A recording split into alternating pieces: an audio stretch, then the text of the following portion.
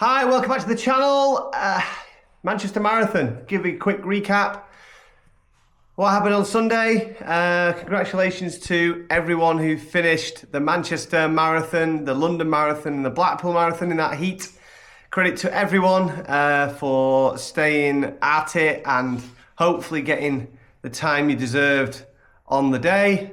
My race, well, we'll hear about that coming up, but the reality of the day changes when you see 20 degrees, full blue sky, and not a single spot of shade available on the course as you start the race. So the goal was 2:49.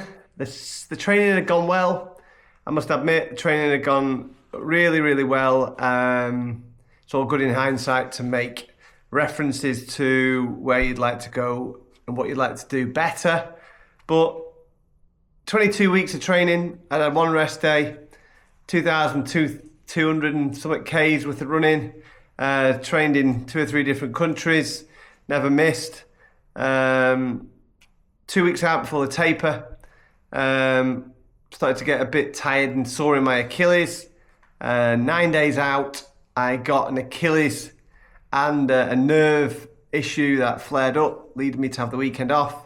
And taper, to be honest, after 2 days, physio, osteopath, needles, and lots of rest, it got me on the start line in good shape. So, not a great last week of training, not a great taper week, trying to manage the pain and physio, osteopath, needles, always an external stressor, but that was what was needed to get me on the start line. So, yeah, that was important to be on the start line.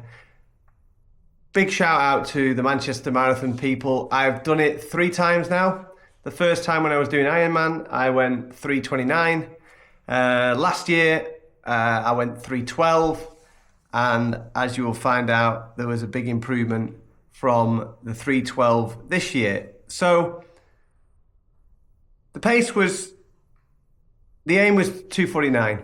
That is 4:02, 4:01, and I genuinely didn't believe, if I was being honest, I had that in the body, in the legs, or in the training. I'd done a lot of training, but I felt like I was low on marathon pace, and I felt like I didn't have that actual ability to run 42k at 4:01, or even negative split 4:02.3 and come back faster. So I wasn't 100% confident. Maybe that's me being weak-minded or a realist, as I think more likely I am.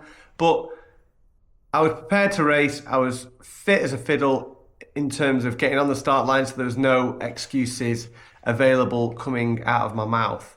The plan, the race breakfast, all the things prior, so the sore shorts, the sore kit, the shoes, the socks from Shoe, everything I wore was great.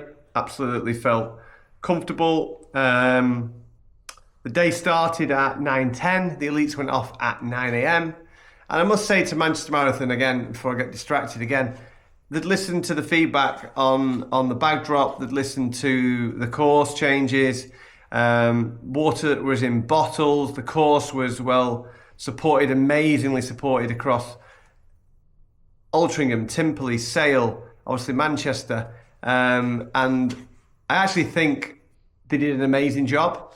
So huge shout out to Manchester Marathon.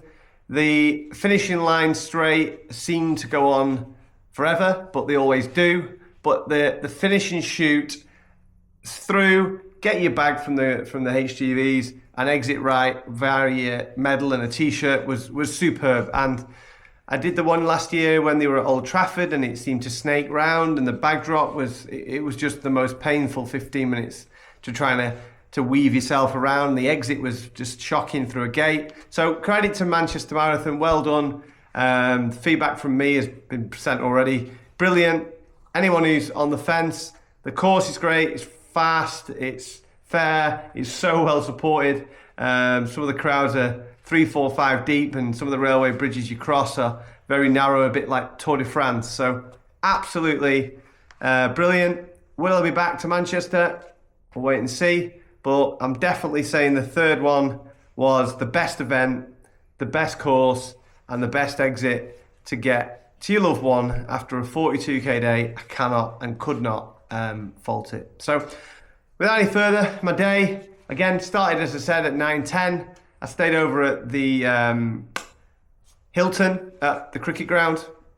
Very good. Again, parking was easy and getting out of there was easy as well. So anyone again who is doing Manchester Marathon, it was a little bit expensive, but to get into there the night before and park your car and get out around lunchtime, that was the place to be, and I cannot fault it.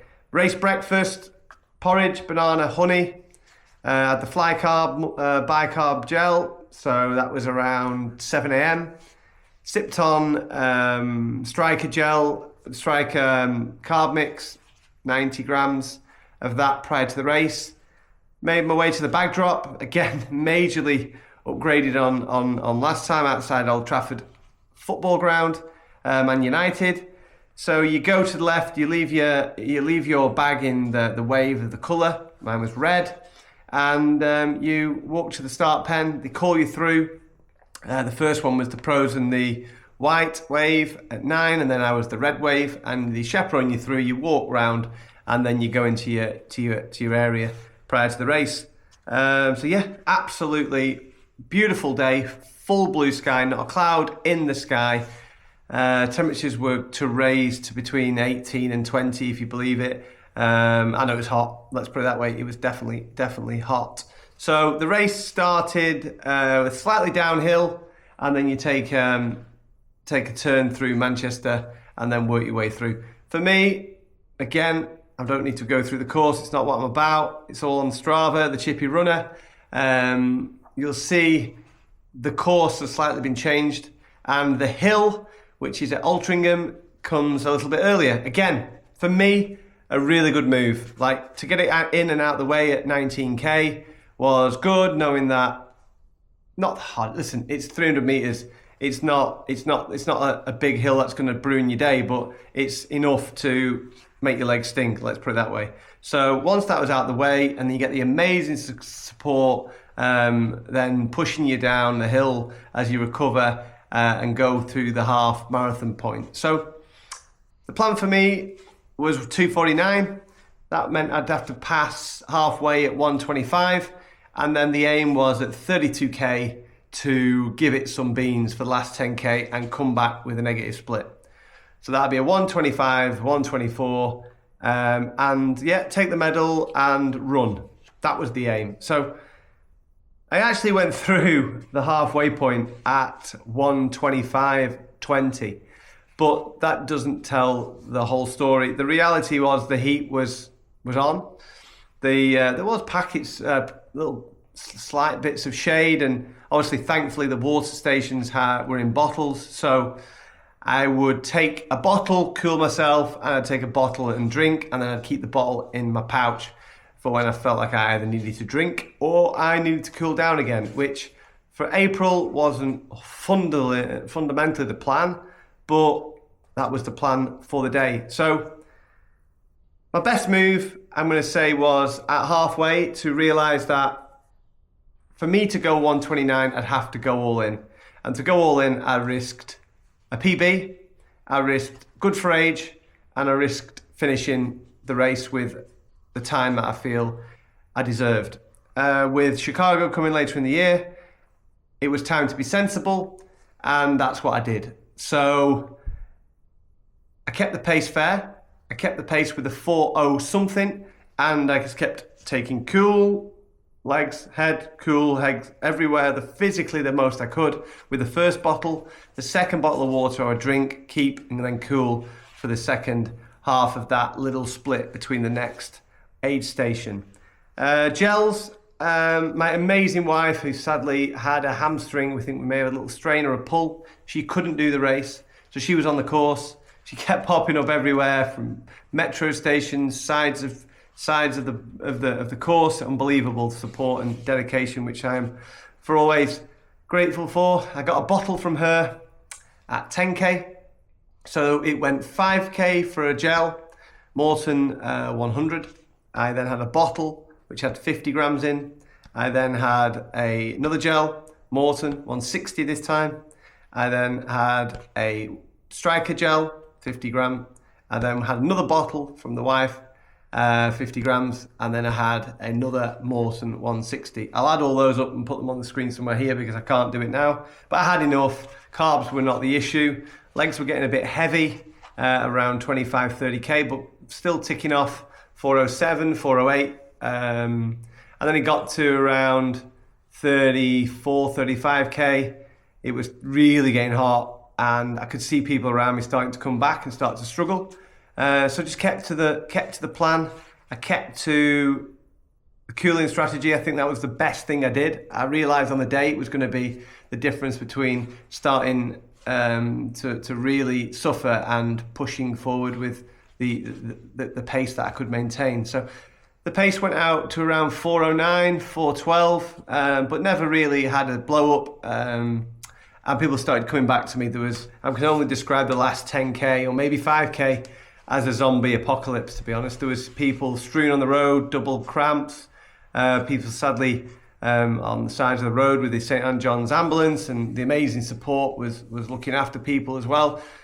But it was tough. It's tough to see people, and it's tough to see people failing as you're pushing through, but I guess that's racing. So I managed to go through 35k and feel good, feel control, and I knew then it's that mental click where your body goes, yeah, not today, you're not going to fail today.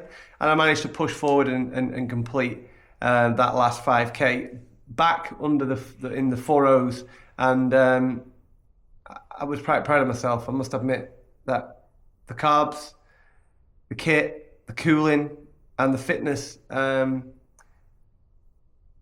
me to have a day where I made space. I made space for my brain to not explode and give up because I didn't hit this 249. And I finished with 252.51. So 252.51, what does that mean for me? It's a PB. I'm 40 now, so good for age for London Marathon is 257. So with a fair handicap, that should get me into London. Boston qualifying time was, I believe, 3:05, and the New York is 2:58. So there's good choices for all those three, subject to obviously handicaps. The PB from a 2:54 is obviously always a nice result, but the key thing that I was more proud of out of everything was I was 608th as I crossed halfway, and I finished 352nd. So I made up 250 plus places in the back half of the marathon, and that's the lesson I'd like to give to anyone, that the times are important. And yeah, it's great to go in absolutely nuclear and throw everything at it, but for me it was important to be sensible. It was important to hit the B goal of good for age and a PB, and it was important to finish the race after a decent amount of training with something that I feel as a tangible result to the hard work and dedication that we all put into racing training, and family members' commitment to allowing us to do that. So yeah, as again I've mentioned before, but through the exit, pick up your medal, amazing happy staff, bottle of water, coconut water, banana, chew bar, your t-shirt if you've picked one. Obviously get your bag and off you go. Your loved ones stood there. I had a short 10-minute walk. Well, I say walk, it was 10 minutes as best I could to the tram, and then obviously they were packed, but amazing atmosphere with your medal on. Managed to jump off at Old Trafford, back in a car, and I was out of Manchester on the way to see the kids by 1 o'clock. So yeah, superb atmosphere, superb day, obviously really hot weather. There's lots to be said for Manchester being a rainy place, but yeah, that day was absolutely beautiful. And again, the city of Manchester did everyone proud. The course changes, the exit changes, the drop bag changes. Again, fair play to the organisers, and well done to everybody who finished that race, and especially people who threw everything at it. So, ASICS metaspeed, for me, my choice for all the marathons really. Metaspeed, I call it the Red Soul one. This is my third pair. Unbelievable. I just think it's such a great shoe. I know Puma launched under marathon weekend the Fast R3. I know New Balance have just dropped theirs. Obviously, people love the Alpha Fly, Adi Pro 2, Pro 4, Pro Evo 4, God knows what all those things. Whatever they're called, amazing shoes that I would get everybody to find a pair that suit them. But for me, this is light, it's fast, it's supportive, it's robust. It does the job. 50k, no wears and tears. Laces are great, breathable, fast, and I'm really proud of the performances that I've put in the metaspeed. 257 in my first pair, 254 in my second pair, and 252 in the third pair. I will, however, saying that, be looking to play around with a couple of options in the next 22 weeks as I build up to Chicago. I'd like something that offers me a tiny bit more support in the Achilles. I'd like something that maybe isn't as aggressive in the ride, but I know this thing will give me its absolute all if it is on the feet in Chicago. So please, in the comments, I'm a heel striker. I've got a sore Achilles.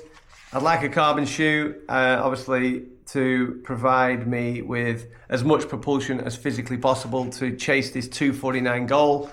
But again, I cannot fault this shoe.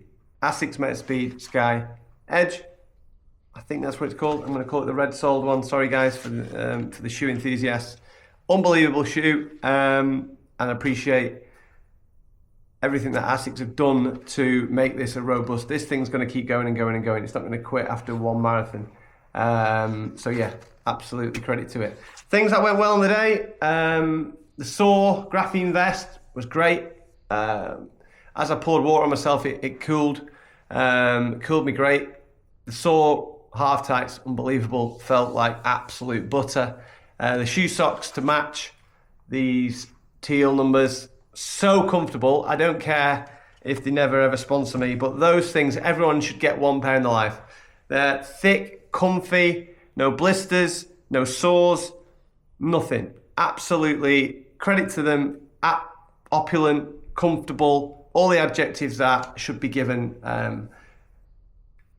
they deserved it. Gels, Morton, I don't think anyone will fault Morton other than the price. Mixed with the Striker, 50 grams of carbs. Again, this gives me something different to taste.